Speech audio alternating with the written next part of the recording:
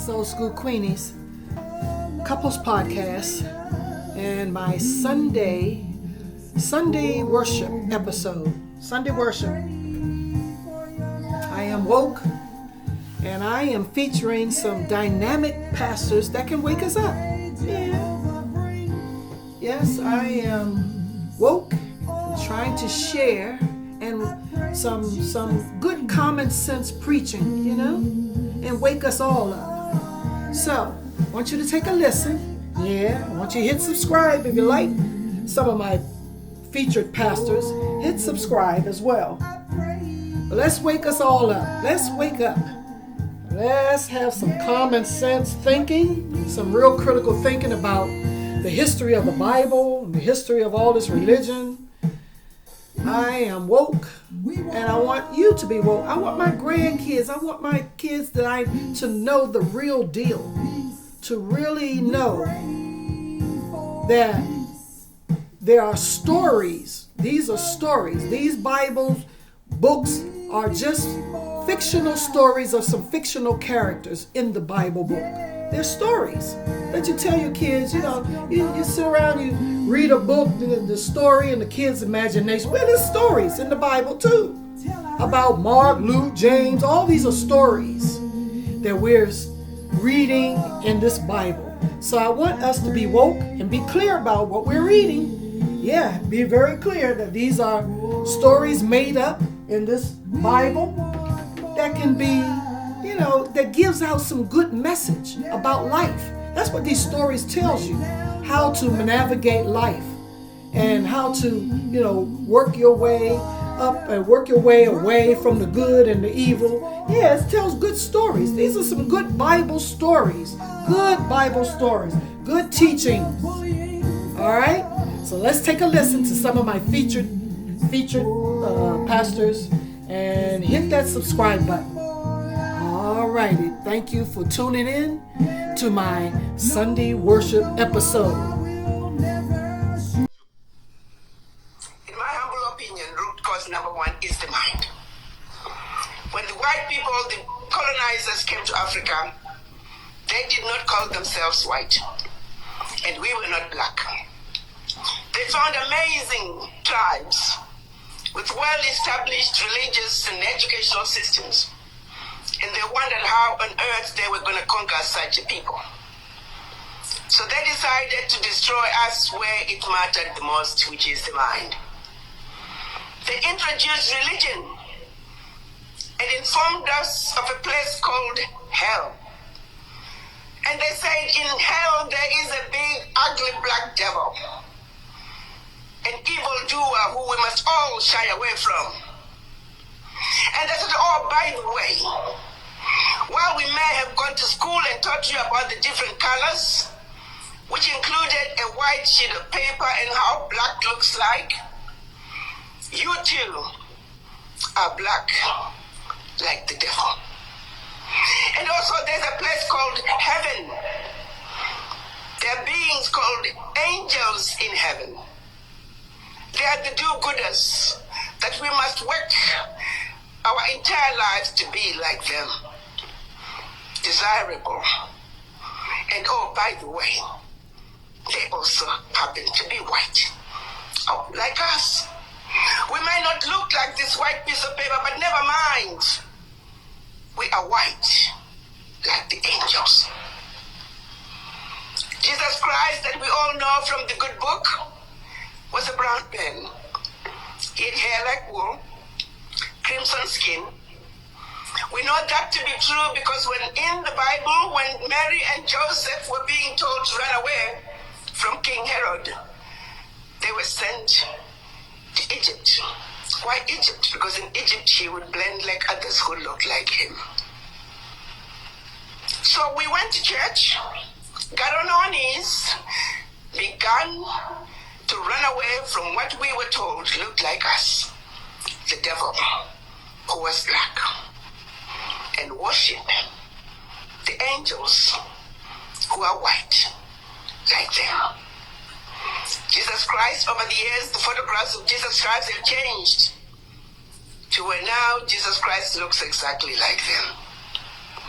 This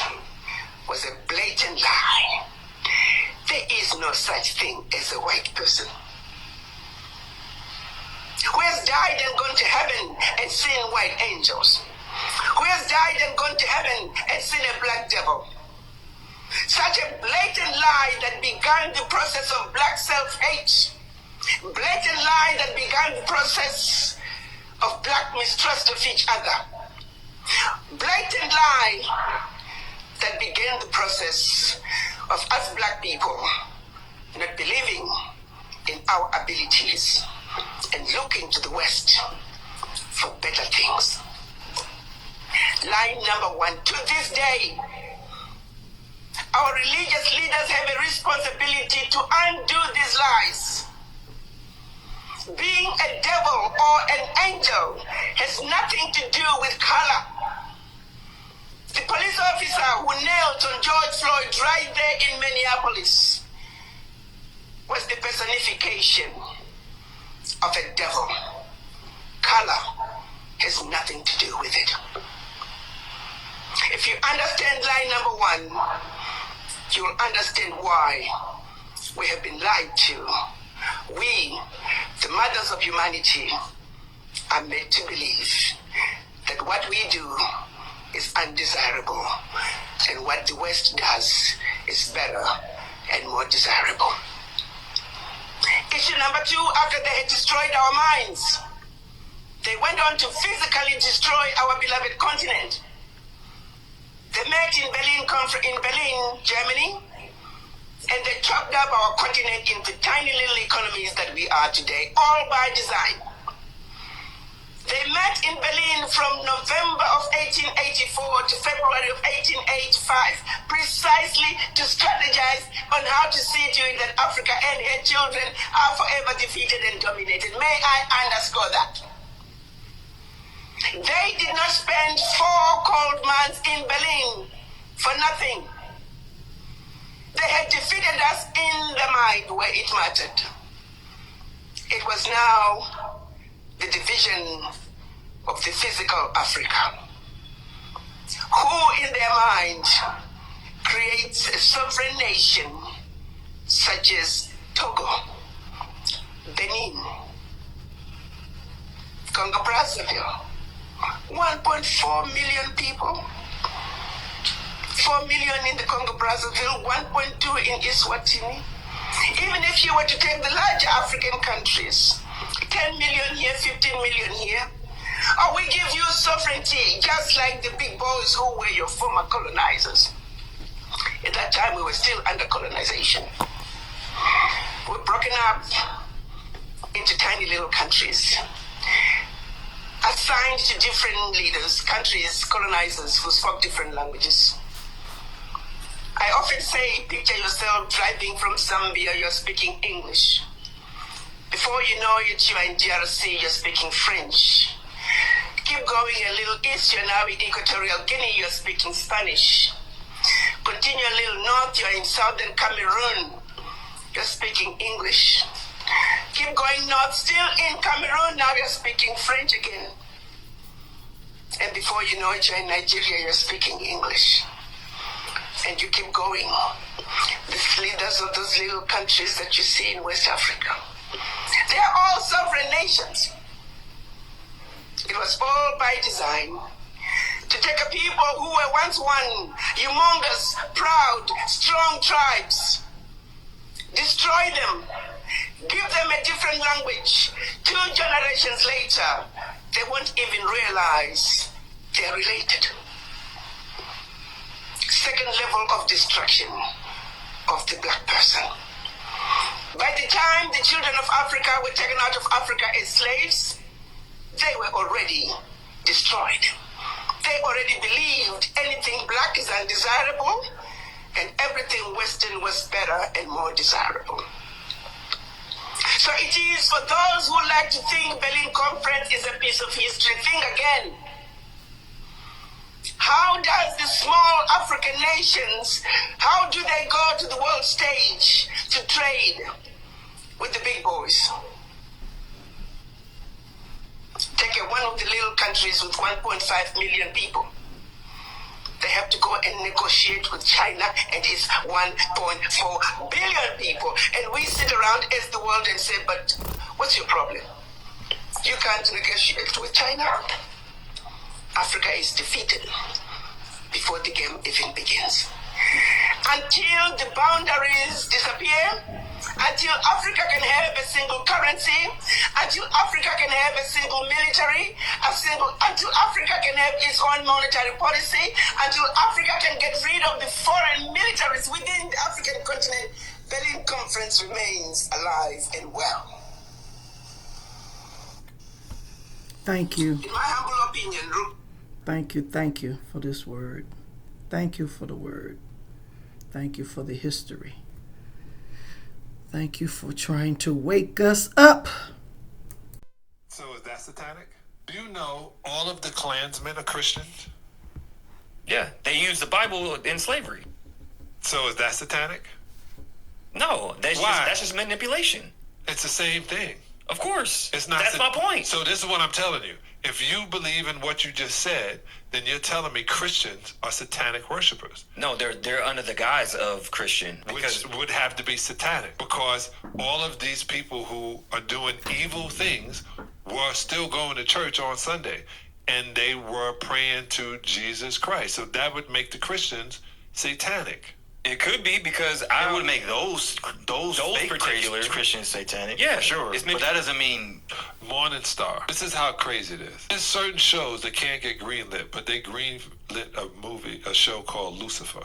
Had 2 seasons, and they were showing that Lucifer had a heart, and Lucifer was mad at, and they were trying their hardest. But when you read into the book of Enoch, they don't say the same things that the Bible is saying. So that's what I meant. You're getting reference from places that are literally put there for you to run in a circle. Well, I think also too, it's about seeking knowledge, because they're giving you half the story. This is why books were taken out. I studied Scientology. I studied Santeria, and I went in, and boy, they were, oh my God! As soon as you say that, it's demonized, and it's Satan. No, it's just Scientology is not. Scientology. I know Santeria, and they say, oh my God, it's voodoo. It's just not white, and when it ain't white, it ain't right to them. The only thing that I never questioned her about was the fact that where she was living at the time, I actually went into a closet thinking I was putting something up. And she had an altar. It was like a coat closet, and it was an altar. It was an altar, not okay. But it was a burning altar. Right. Like, it was literally on fire. And the first thing I did was question her, like, you gonna kill us? You have a burning something in your closet, and it's closed. And that was the one thing. Then she told me she said, oh, this is, Santeria. And then I was like, okay, pause. I'm going to go research that and see exactly what that is. And we got to turn the camera on him. You ain't just going to be a voice in the back. Let me say this to you. It was crazy. It was crazy. I found out things that I'm so happy you said that. Was really weird. It's always crazy when it's not white Christian. It's crazy when it's not white Christian. I know somebody didn't watch Sinners because they were like, oh, they glorifying vampires. But then I was like, so y'all didn't watch Black Panther? Oh, I watched Black Panther. I said, he went and talked to their ancestors. Yeah, no, Sinners, I just recently watched Sinners. Right, Sinners, but in Black Panther, he went and talked to the ancestors. Yeah, of course. Right, so guess what? That right there is not Christian. And every time they do something, every time they say something, and I'm not dumping on Christians. Y'all got to get that. I just don't believe what the white man has left for us is real for us. And what I do believe in is that Yoruba and Santeria, which are connected, is what we have dealt with. Even in the Native American, my father's a Blackfoot Indian. Even what we did here, we were connected to spiritual beings, the spiritual realm, right. And that's considered demonism. Well, yeah. Do you know all of the I'm rooted, I'm grounded, So, oh boy, it's just, you're brainwashed and colonized. Just need to get back to your own spirituality. That's all I see. And just don't entertain all of this negative movies and stuff. Don't even give it a second look. Don't even look at it. Don't even go to these type of movies. You got to uncolonize your mind. That's where I see it. If you're giving money to the church, you are funding racism, white supremacy, and Christian nationalism. And no, you don't get to say that's not true, because churches don't exist in a vacuum. That money pays pastors who endorse politicians. It protects institutions that fight LGBTQ rights. It funds legal teams that defend abusers. It bankrolls ideologies that say some people are God-ordained leaders and others are meant to submit. You might mean well, most people do, but intent doesn't erase impact. Churches have been central to segregation, colonialism, misogyny, and nationalism, and many of them are still very comfortable in that role today. If an institution repeatedly aligns itself with power, hierarchy, and exclusion, your donations are not just about faith. They're political, they're ideological, they're doing work in the real world. So if that makes you uncomfortable, good.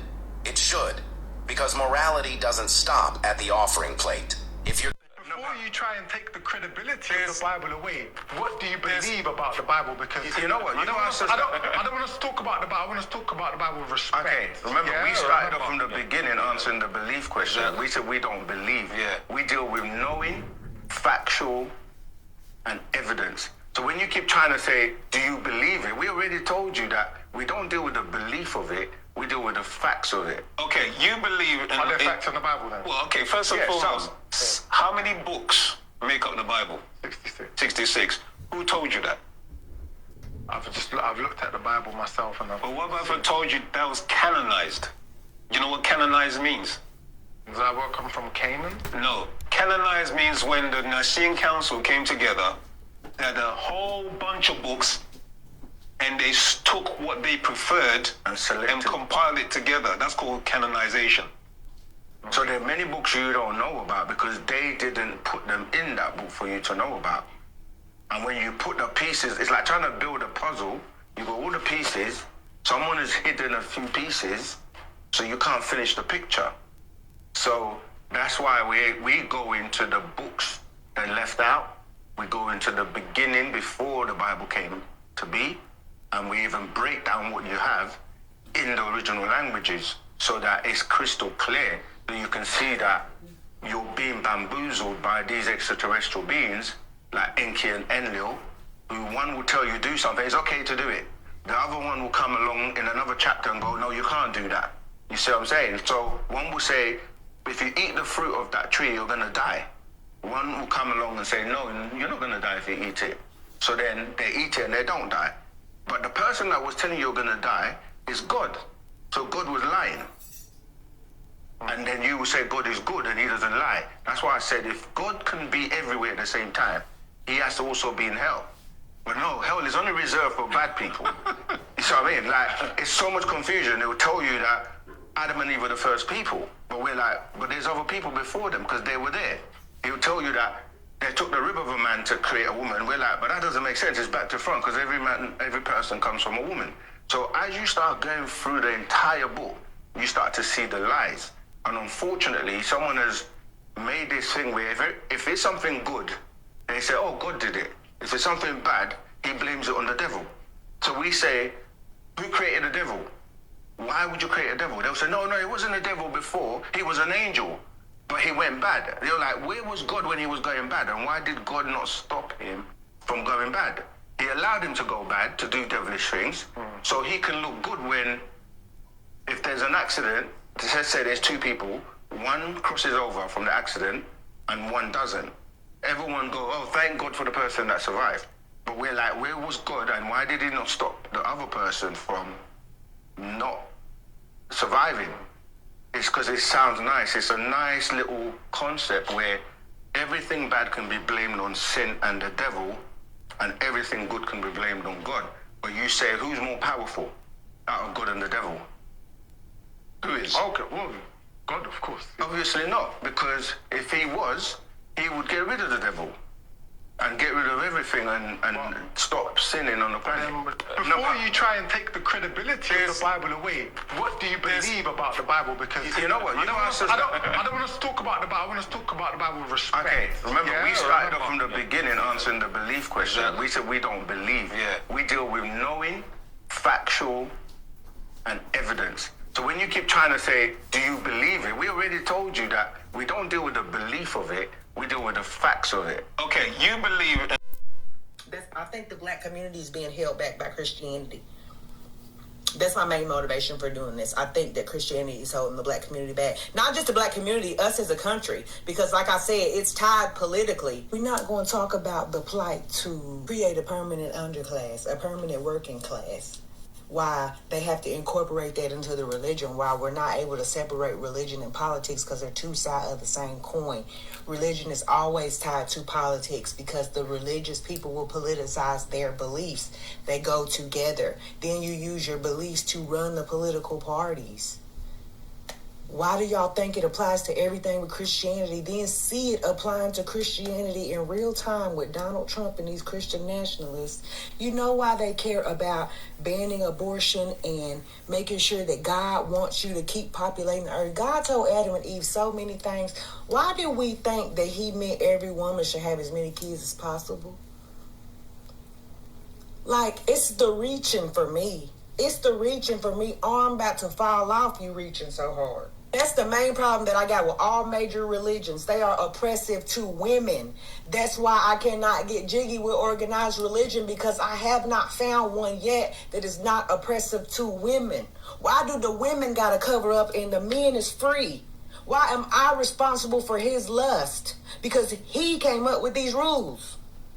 I don't believe that's God. We're not doing anything because we're waiting on Jesus to save us. Constantly waiting for something to come that's never coming. The way that it eats away at your time and to rob you of your good years. I've seen the church steal so many women's good years waiting on something that ain't coming. Waiting on a promise that God never made. We're sitting around waiting on God like a little kid sitting on the porch with his backpack waiting for his daddy to show up. I'm gonna hold your hands when I say this. He's not coming. It don't work like that. Even that part of the Bible, even the rapture concept didn't even become popular till 200 years ago. I kept on saying the 1600s, but honestly, it was the 1830s when that started to become a major theme of Christianity 200 years ago. And we putting our life on it today. We putting our life on it today. A white man came up with that 200 years ago. King James, the King of England and Scotland. This is who y'all want to bet the farm on? Imagine them convincing you that your heaven was in the sky while they was enjoying theirs here on earth. And you fighting people tooth and nail. I'm still getting the messages. You leading people astray. If I don't believe that what you're teaching is right, and I taught that at one time, and I changed how I felt, and I went in a different direction because I found a different path. I found further enlightenment. I have a responsibility to correct what I said. You ain't gotta like it. Talking about what they on there talking about what gives you the arrogance of you, the nerve, who do you think you are? Imagine thinking that I don't have the right to share my beliefs, but you do. This is exactly what we're talking about. You think you can share your beliefs, but I can't share mine. Why? How am I leading people astray? You're leading people astray because I think what you're telling them is wrong. So that's why I'm saying something about it. Wait till the sweet by and by. No, nobody who's ever told you about haven't experienced it. We don't know what's going to happen. We don't know. We don't know. And to act like you know is delusional. You don't know. You don't know what's going to happen. None of y'all don't know what's going to happen. You're basing it off the Bible. You trust the King of England? Y'all will sit up here and say these ancient scrolls, I believe that God inspired them and God told them what to say. You're saying you trust the word of people who don't even view you as a person. You trust the ancient Middle Eastern men? You trust the ancient Hebrews and the ancient Greeks? You're cattle in their eyes. Property. That's like saying I put my trust in the Constitution, knowing at the time when they put the Constitution together, they looked at me like I was one of the horses. They didn't see me as a person. When they put that Bible together, if you a woman, they wasn't even talking to you. They don't even count you. And you're saying you're willing to put your life on it? You trust them to tell you what God said to you about you. Because we got different levels of trust. This is the way that narcissism mirrors the church, because this is narcissistic abuse. You've been gaslit. Circular thinking, circular logic. The Bible is true because the Bible said it was true. I know that he loved me because he said he loved me. I'm going through this because God is trying to teach me something. He cheated on me because I was not giving him what he wanted, even though I wasn't getting nothing that I wanted. These are mirrors. These are parallels between narcissistic abuse in the church. Breeds narcissism. Breeds. Y'all don't see the parallels? I think the black community is being held back. Alrighty, I like what she's saying. That's why I'm sharing. Motivation for doing this. Her name is Queenie in the First. Not just the black community, us as a country. Shared by Paco Flow. Paco Flow. About the plight too. Shared by Paco Flow. So I'm just sharing it, and I'm gonna repost her from TikTok. Queenie, yes, she is. Babylon, ancient Egypt, Rome, Sodom and Gomorrah, and Nineveh multiplied by 1,000, all existing in. This is Babylon, ancient Egypt, Rome, Sodom and Gomorrah, and Nineveh multiplied by 1,000, all existing in one geographical location. It's a 2,000 by 3,000 square mile hell. That's what America is.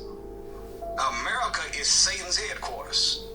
This is where the evil is rooted at, and where it's spread all over the world. So, you know, we gotta come out. We hostages right now. We gotta come on out of this thing. As the scripture says, come out of her, my people, that you be not partakers of her sins and her plagues. So as long as we stay among them and we participate and do the evil that they are tempting us to do, we're gonna get the judgment that they're gonna receive.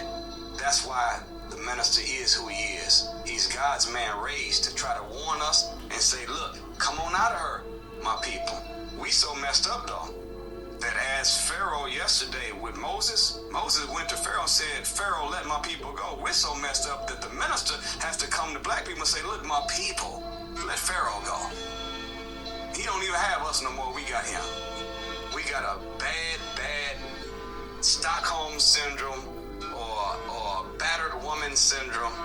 We got plantation psychosis. Stockholm syndrome. Yeah, right? That's what they call it. Yes, sir. This is Babylon, ancient Egypt, Rome, Sodom and Gomorrah, and Nineveh multiplied by 1,000, all existing in one geographical location. It's a 2,000 by 3,000 square mile hell. That's what. Now, last days, and my grandmother's daughter, which was my aunt, said we living in our last days. All them niggas was waiting for Jesus. Nobody had a definite time when Jesus is gonna come. All of them are dead now from cancer or from diabetes, and they prayed every damn day of their life. They gave all their money to the church. The other niggas gave it to zakat, gave their zakat or their offerings for their Muslim congregations. All those niggas are dead right now. And I had to watch 3 generations die, believing in Islam, believing in Catholicism, believing in Christianity. All 3 generations died. All of them. And now niggas want to try to turn me on to the fucking religion? And still no one has a time when Jesus is coming? Still no one got a time if Muhammad's going to come back on a Buddha or a spiritual mule or whatever the fuck that is? I don't even care if the story is right or wrong no more. I watch generation after generation die waiting for somebody to come back. And now you don't give me a time and you think I'm going to be the 4th fucking generation to die waiting? And I'm wrong because I don't believe in this shit? I'm wrong because I see what's going on in Ferguson and what's going on in Baltimore, and I lost fucking hope long time ago in that shit, and there's nothing that you religious people can say that can get a nigga like me to turn around and start believing in your God, seeing how we getting killed like this. Your God ain't got no fucking mercy for black people. Time is enough, man. He need to let up. He need to fucking let up. What is it going to take for your God to fucking save black people?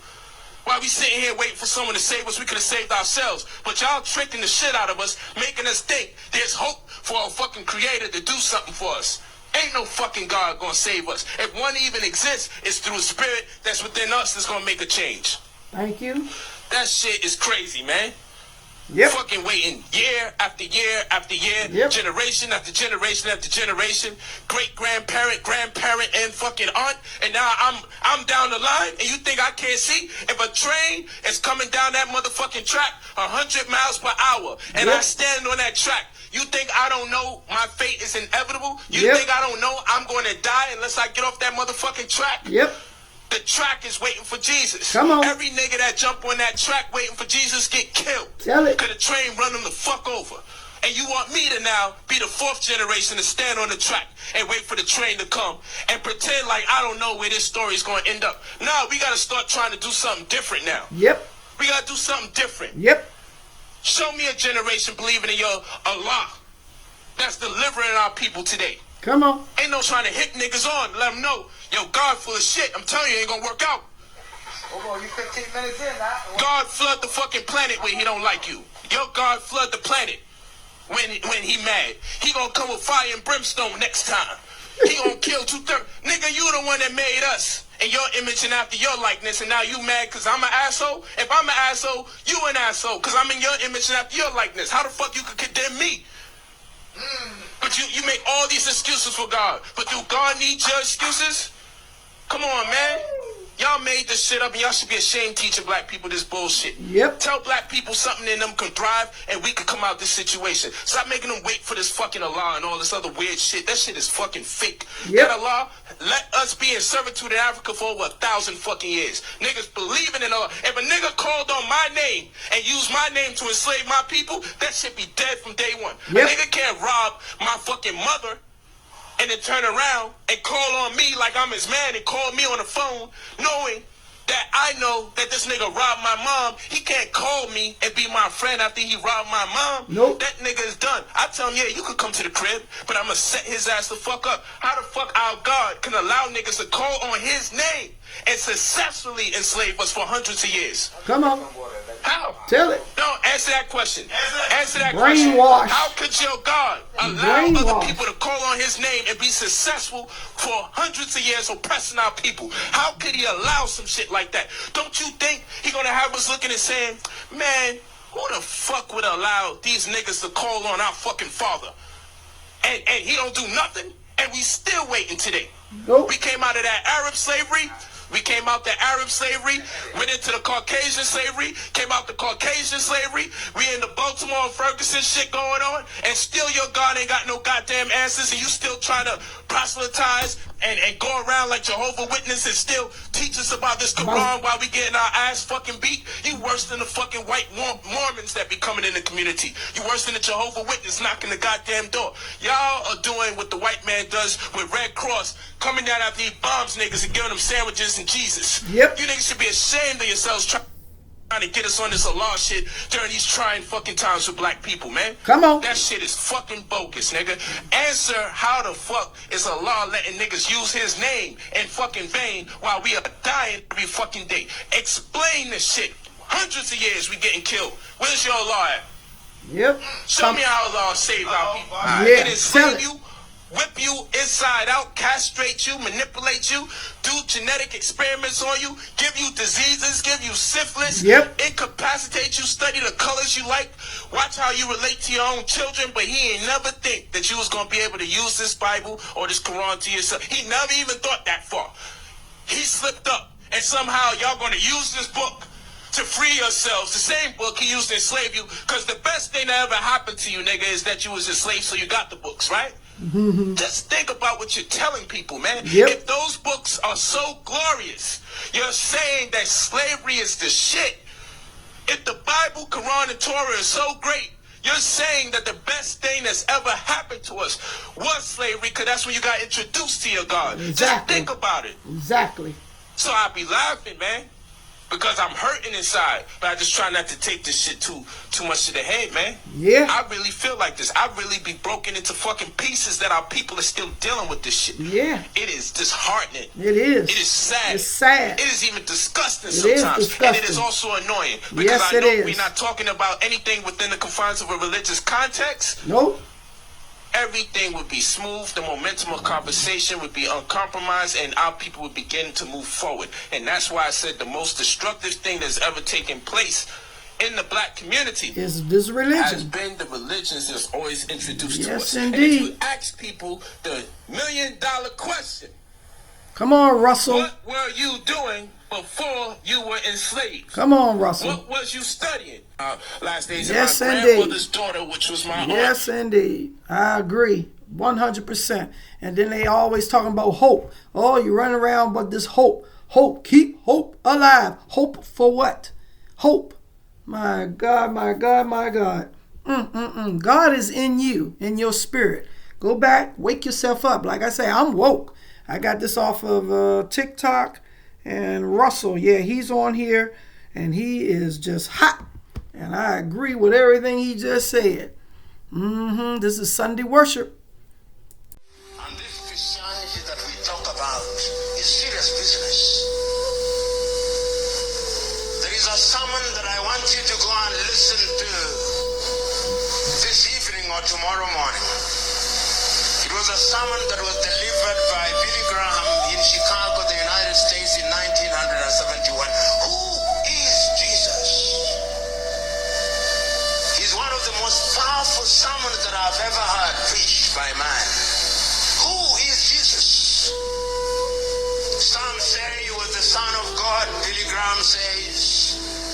Some say that he was a god. Some say that he was a madman. Some say that he was a charlatan. But who is Jesus? Who is he? Who is he? That 2,000 years down the line, you are here congregating and praying in his name. Who is he? You never met him. He was a Jew who, according to the Bible, never traveled for more than 50 kilometers. He was in Nazareth, he was in Bethlehem, he was in Jericho, he was around Galilee. He did not have internet, he did not have Instagram, he did not have WhatsApp, no phone. But today you here, you say that he has taken your life. Who is he? Why are we here? Okay. Let's get to, I'm sorry for laughing about it, but let's get to the featured featured sermon by Dr. Cornell West right now. Let's get to that. But I want to wrestle with this question with you all this morning. It's such a beautiful morning. What does it really mean to follow a Palestinian Jew of swarthy complexion, Jesus of Nazareth, in an empire that is declining, decaying, and seems to be dying? That's the query that we have to come to terms with. Because we have to be unflinching in our willingness to tell the truth about our situation. But we don't become so preoccupied with what we're fighting against that we don't understand that we need to fall back on the great tradition that produced us. If we're so obsessed with what we're against, we end up being a parasite on a host, reacting every moment to all of the organized greed and all of the weaponized hatred and all of the routinized indifference and all of the institutionalized cruelty coming at black people, poor people, oppressed people around the world. So we begin with our tradition. And that is our challenge. Because when you decide, as I decided 65 years ago to make Jesus my choice, it's not a plaything. That blood at the foot of the cross is real.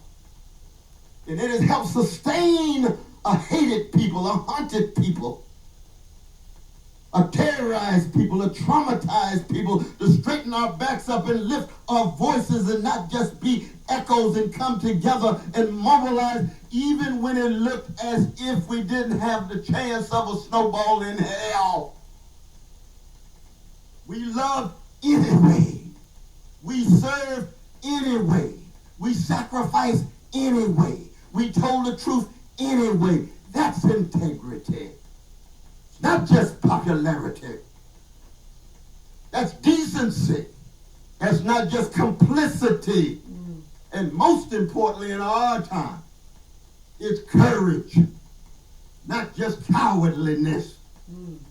And one of our challenges, if you really follow Jesus of Nazareth, you can't be a coward. Nope, cannot. Brother Martin used to say, I'd rather be dead than afraid. Yep.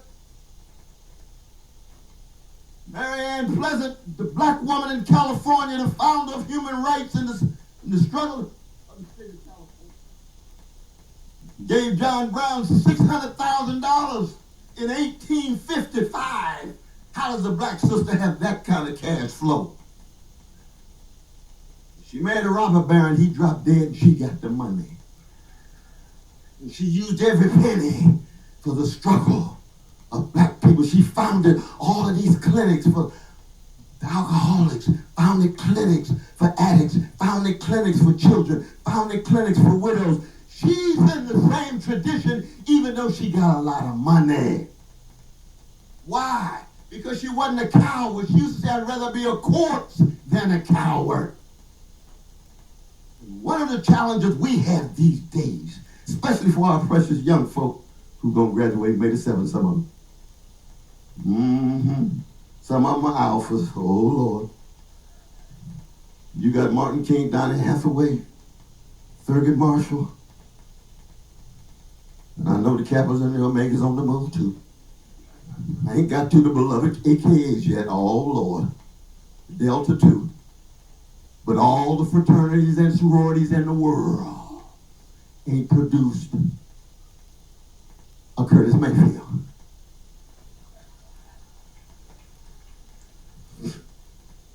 The brothers and sisters on the block, in the corner, around the boulevard are just as precious, just as creative, same source of genius as the fraternities and the sororities. We're talking about a great tradition of the grand people who have a whole lot of affiliations and institutional relations. But the question is, do we have what it takes to stay in contact with the landmarks, which is the source of our spirituality and our morality and our sense of history and our sense of connection that allows us to authorize a better future given the grimness of our present? So I want to present two examples today that set the highest standards of what it means to follow a Palestinian Jew of swarthy complexion named Jesus of Nazareth in an empire experiencing the collapse of almost any empire we know. It's been 70 since we emerged from the cave. The United States is number 68. Mongolian Empire, Persian Empire, British Empire, Belgium Empire. It goes on and on and on. And every empire comes and goes. Very clear about that. And they usually begin to collapse. There's military overreach. Spend all your money on military and have no money for education and health care and jobs with a living wage and safe communities and trying to convince young people to cultivate the capacity to love truth and beauty and goodness rather than just titillation, stimulation, addiction, and distraction. Characterized by the corruption of elites. When they become tied just to money and status and position and spectacle. Third feature, impotence of the citizenry. People feel helpless and hopeless, act as if they can't do nothing but just be spectators and just watch it collapse rather than become participants and try to change it and regenerate the best of it. And then last but not least, it's a spiritual war. It tries to convince folk that there are no alternatives other than the ways of greed and hatred and revenge And of course, we're in a situation now where we have to add another factor. Because you got a gangster on steroids in the White House. Now, he's not the cause of it. There's larger forces behind him that's shaping him. He's being enabled and facilitated by significant numbers of our fellow citizens, especially the wickedness in high places.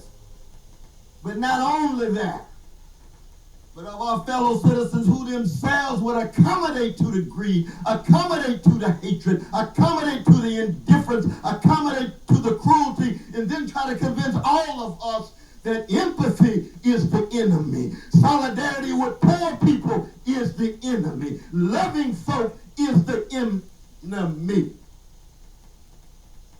That's a key sweat moment. Something just ain't right. So I'm going to give you two examples. We should know as black folk that this ain't new at all. Not at all. Rachel Logan says in the 1890s. We have been on intimate terms with struggles against organized greed and weaponized hatred and institutionalized indifference and routinized cruelty. Barbaric slave ships, barbaric slave auctions, barbaric slave plantations, and somehow we mustered the spiritual sources and the moral foundations to sustain ourselves, building on Hebrew 12, always enacting the cloud of witnesses that were willing to straighten their backs up and keep loving and serving against the odds. That's the reason why we're here.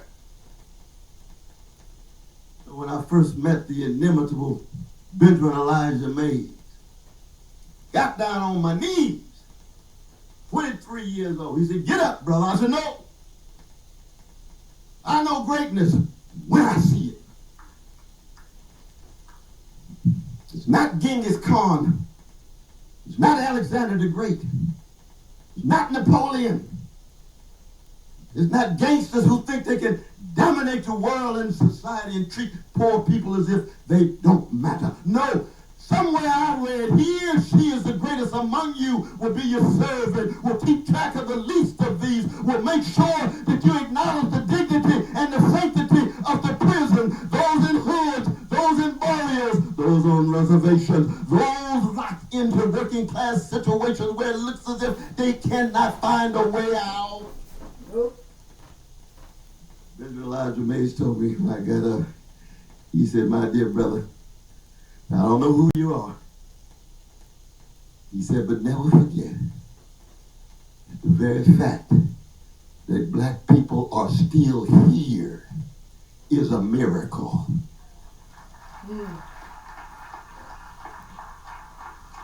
The very fact we're walking around in our right minds. I'm in mine about 4 days a week. Pray for me. The very fact that we still have style, and what Du Bois called that delicious Negro chuckle, and dust of dawn, sense of laughter, sense of resistance, but all resistance must be grounded in remembrance and reverence. If you have resistance with no remembrance and reverence, you just got a market strategy. You just got a brand. Black people didn't survive by generating brands. They survived by generating human beings who decided in the depths of their being to fight for a cause, never confuse and conflate a brand with a cause. Too many young folk obsessed with their brand. You better get your cause together. Yep. That's right. The first example. Come on. Emmett Till's mother. Roberts Temple Church of God in Christ, west side of Chicago, August 1955. Her only baby, her only child, has been murdered by cowardly, terrorist white supremacists in Mississippi. Dropped his precious body in the Tallahatchie River. Finally fetched it brought him back, kept the casket open. His head was 5 times the size of his ordinary head, hardly keep track of his eyes. And all of the press from around the world was there. Thank God to John Johnson, he took a picture of it, put it in Jet magazine, so that black folk could see it in every household and every beauty salon and barber shop. She stepped to that microphone. She spoke on behalf of the best of black people, the best of this country, the best of the human spirit. Tears flowing from her eyes. She looks over. She says, I don't have a minute to hate. I will pursue justice for the rest of my life. What goes into the making of that kind of moral formation, that kind of set of virtues, that kind of courage, that kind of soul craft, that kind of spirit? That's a high standard for us today. Run around watching television, seeing all of the ugly language and rhetoric, claims of destroying civilizations like Persia and Iran, criminalizing black people, criminalizing immigrants. No money to empower working and poor people. And so many people woke up to me and said, Brother West, I'm just so pessimistic, I'm paralyzed. I said, oh, really? You better go check Emmett Till's mama out. What did she do in the face of her catastrophe? Where did she get the source to say, I'm not going to return hatred with hatred, terror with terror, trauma with trauma? I'm going to hate what was done, but I'm going to fall back on my tradition, and I'm going to fight for justice, not revenge, and that justice is going to be one that begins on the chocolate side of town, but it is embracing of all struggling, poor, and working people around the world, be they in Haiti, be they in Iran, be they in Gaza, dealing with genocide, be they in China, be they in Japan. International, global solidarity, but localized in its focus. That's Emmett Till's mama. And we all know that when Sister Rosa Parks sat down on the park in order to stand up for justice, what did she say? That all I could think of was Emmett Till. That's what's on my mind. I know what I've got to go through. I know what the sacrifice is going to be. I don't know how the Lord is going to use what I'm doing, but I'm going to be true to myself because I'm holding on to my integrity. It takes the form of courage, and sometimes in order to stand up, you got to sit down.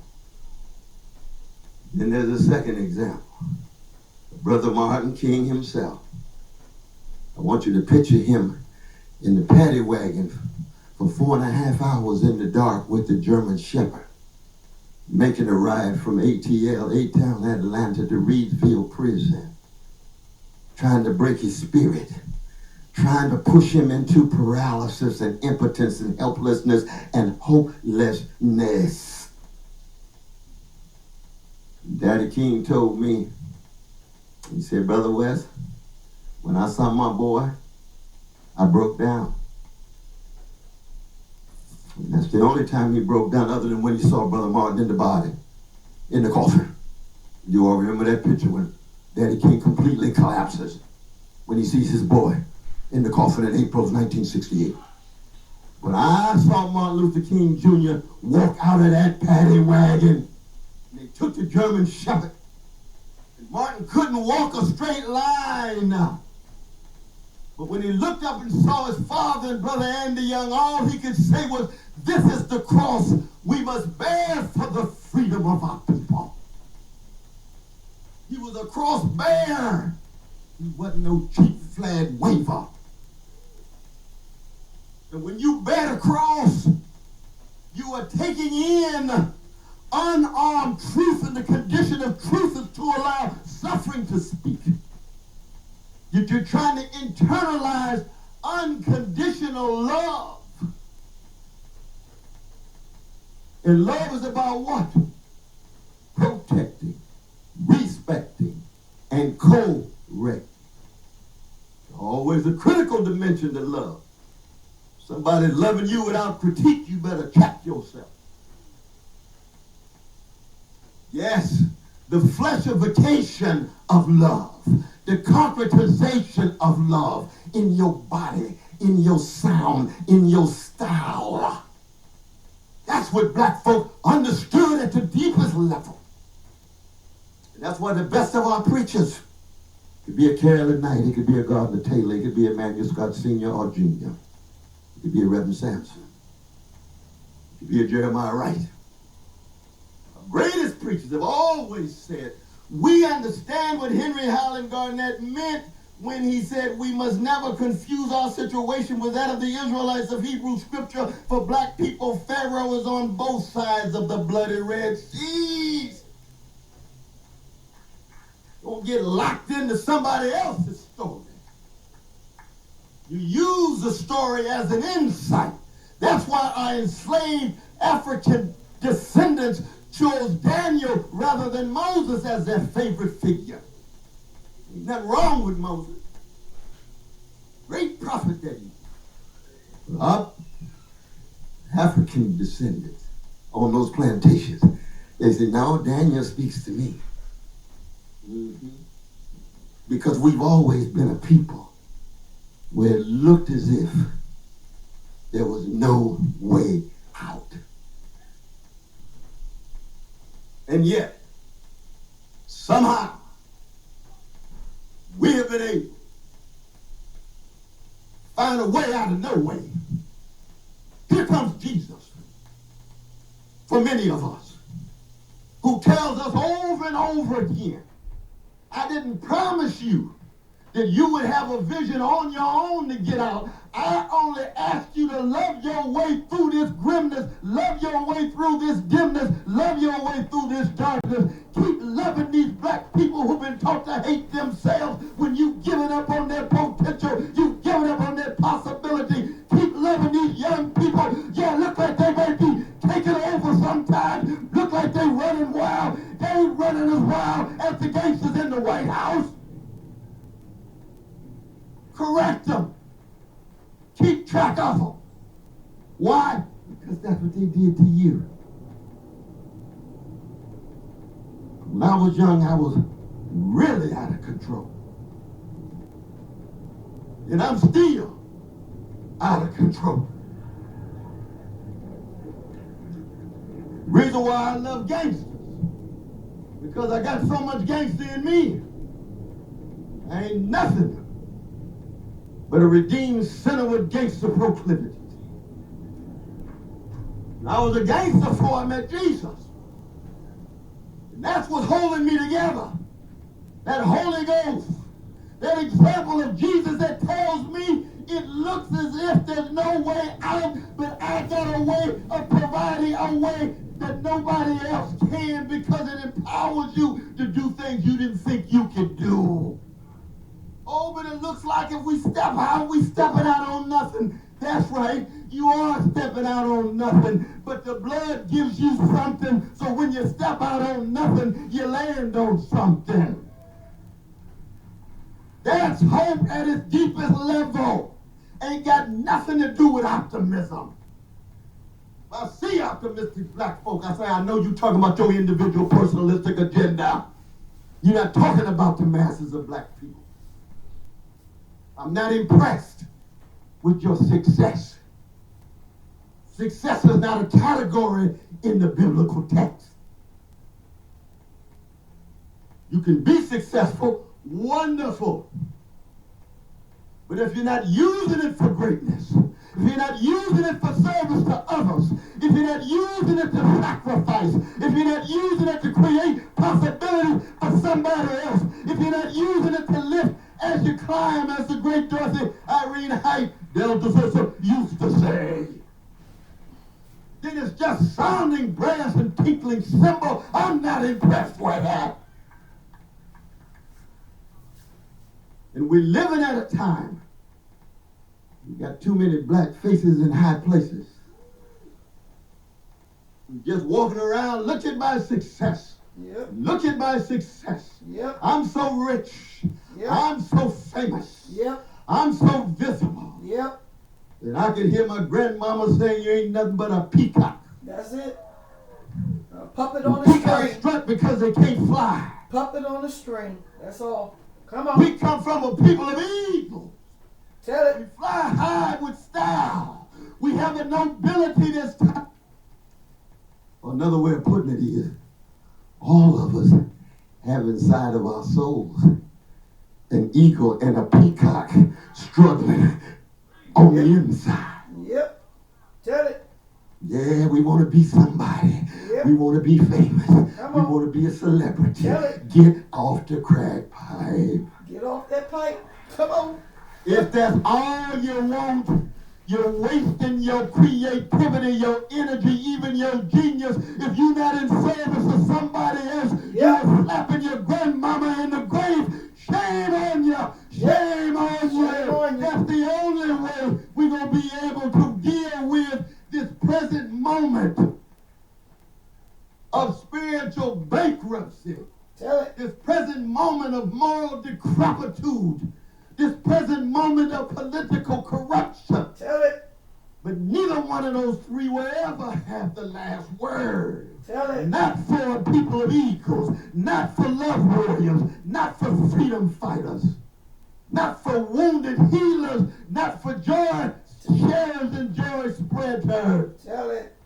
Do we have what it takes? We just don't know. But let us be very honest about this. That the black freedom struggle tied to love and justice, but also tied to kindness. Come on. See, love is what justice is what love looks like in public. Yep. But tenderness is what love feels like in private. Tell it. And all the freedom fighters I talked about were tender people. That's what James Baldwin said about Malcolm X. The most gentle and tender man I ever met. Look at the white mainstream looking at Malcolm, full of hate. No, he's hating white supremacy. He's tender. He's gentle. And because most of human history is the history of organized greed and weaponized hatred, we have to be peoples of interruption that create moments of interruption against the greed, against the injustice, against the domination, and it proceeds person to person. That's why a smile makes a difference. That's why a grin makes a difference. That's why a word of encouragement and empowerment makes a difference. That's why a song makes a difference. That's why a church or a mosque or a synagogue on fire with love and justice makes a difference. It may not create revolution overnight, but it becomes part of the cloud of witnesses that keeps alive the remembrance of those who came before, who loved us so deeply and poured so much in us. So we become part of their afterlife in our life in terms of the best of who they were. Moments of interruption. That's what Duke Ellington meant when he said black people have made dissidence a way of life. Fred Moten says in the breaks, it's in the blue notes, it's in the minor key. It's in the world but not of the world. It's not conformed to the world, but transforming of that world. We have somehow passed that on to the younger generation.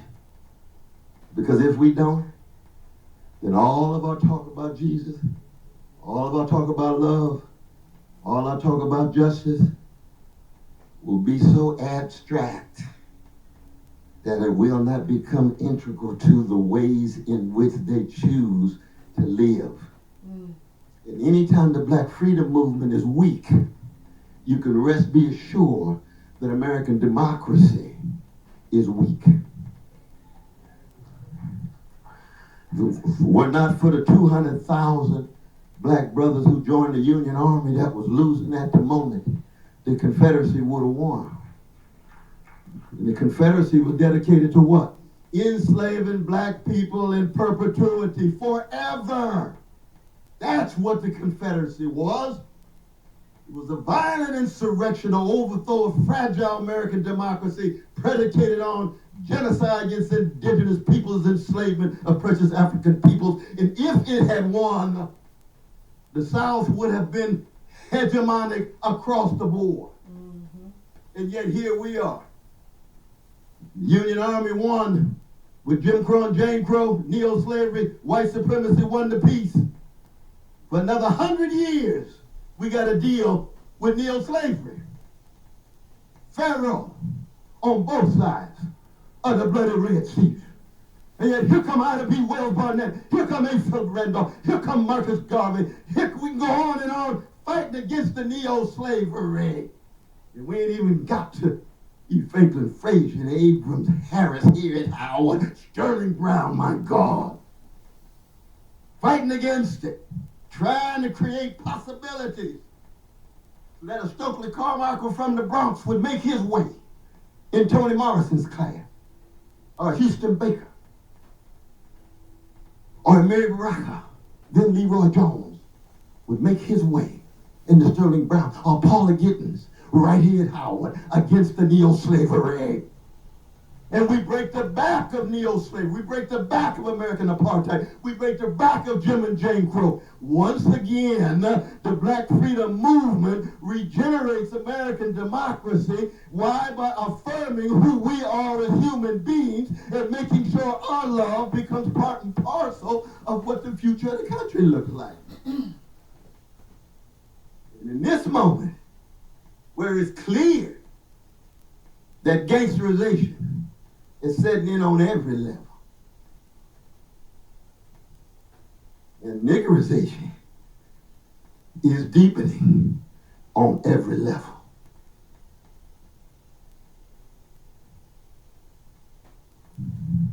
When you niggerize the people, you convince them they're less beautiful than they are, less intelligent than they are, less moral than they are. When you niggerize the people, you make sure they're always walking around scared and afraid and intimidated, wearing the mask, never able to be fully themselves. So they end up getting deodorized, sanitized, and sterilized, rather than keeping the funk real, keeping the love real. That's part of our challenge today. There's been an intensification of gangsterization at the highest level. There's been an intensification of niggerization in the black community. It's hard to find courage, hard to find integrity, hard to find genuine truth-telling, because everybody's obsessed with what Wu-Tang Clan called cream. Cash rules everything around me. What about the cross? Well, our churches commodified, marketized, commercialized. Prosperity gospel, even though we don't have prosperity. Kool-Aid at the bottom of the cross, no longer that thick blood that people dip in to get a blessing rather than be transformed to be a blessing. What happens to a people? Create the greatest music in the modern world, whose music becomes so commodified, marketized, commercialized. It's hard to find even the love in the very major tradition, not just of black people, not just of the country, of the whole world. Even in Korea, they can creatively appropriate. Ooh, we like a little baby face. Oh, little Jimmy Jam and Terry Lewis. Little Curtis Mayfield. You ain't lying, because they know truth, beauty, when they see it and hear it. No, in America, you got these folk running these record labels, facilitating this spiritual war against our precious young black people so that they don't gain access to what it is to find a love and a gentleness and a kindness in their music. Don't even have groups who are male singing together anymore. You just grab a mic and start talking as if the Temptations, the Delphonics, as if Blue Magic, as if the Main Ingredient, as if the Whispers never existed, as if Nat King Cole with his tenderness never existed. No, we're not putting up with that. Nope. We holding on to the best of our tradition. Yep. We're not going to imitate them. Luther can't imitate Nat King Cole or Johnny Hartman. But we can learn from them. Yep.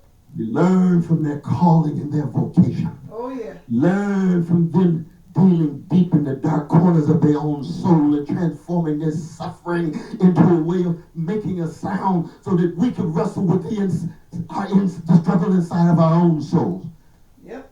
When you have a people whose soul welfare, whose soul well-being has been deeply grounded in music, and the music gets flattened out and commodified, you can rest assured that that's a cultural and spiritual version of niggerization.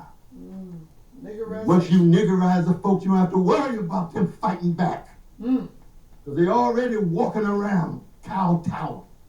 Already walking around well-adjusted to injustice and well-adapted to indifference and can't wait to be the next success and the next peacock. Wow. Thank God for Jesus. Wow. Thank God he wasn't no peacock. Wow. Thank God when he stood before Pontius Pilate, he had come up with a deal, with a compromise. Thank God he was willing to take a stand, even if he didn't say a word. That's all right. You don't have to always run your mouth. It's in your deeds. It's in your action. It's in your practice. And somewhere I read, we Christians, they shall know us by our love. They shall know us by our courage. They shall know us by our service to the least of these. Thank you, Howard University. I know you understand what I'm talking about because you got a precious dimension to your tradition. God bless you. That's right. Okay. Thank you. Thank you. Yep. Thank you. Thank you. Thank you for that word. All music of the culture that sounds. Thank you for that word. Washington. This is the Icon 96.3 WHUR FM and HD1. Presented by